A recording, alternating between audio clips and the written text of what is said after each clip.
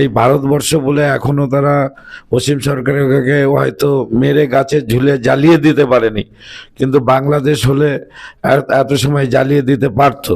তবে পশ্চিমবাংলার সেই বাংলাদেশ হতে আর বেশি দিন নেই। আর এই যে ISF, যে ইন্ডিয়ান সেকুলার ফ্রন্ট, অর্থাৎ নওশাদ সিদ্দিকী যে ওনার বিরুদ্ধে কেস করেছেন, এটা তো স্বাভাবিক।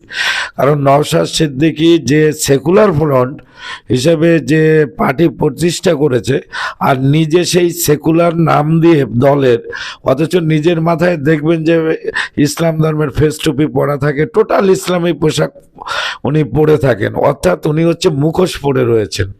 উনি ওই সেকুলার ফ্রন্টের আড়ালে উনি হচ্ছে উগ্র মৌলবাদী, এবং তিনি আপনি বলতে পারেন জঙ্গিবাদের একজন সমর্থক।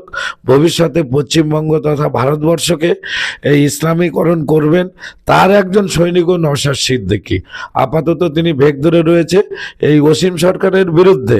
এই কেসের মাধ্যমে এটাই বোঝা যায়, নওশাদ সিদ্দিকী যদি সত্যিকারের সেকুলারিজম মানতেন, তাহলে তিনি বলতেন ভারতবর্ষের সংবিধান মেনে অসীম সরকারকে সুযোগ দেওয়া হোক, তিনি প্রমাণ দেখাক তিনি কোন গ্রন্থে এটা পেয়েছেন, এবং সেটা প্রমাণিত করার জন্য তিনি এরকমভাবে শতপ্রণোদিত হয়ে কেস করতেন না। কিন্তু এতেই বোঝা যায় যে ওর মনে এক আর অন্তরে এক, এবং ওরা যে ধর্মান্ধ সেটা সবসময় তাদের পোশাক আশাকে বোঝা যায়। ওরা আপাতত সংখ্যায় কম আছে দেখে ভাবনা দিচ্ছে, সংখ্যায় বেশি হয়ে গেলে ওদের আসল রূপ ফুটে উঠবে।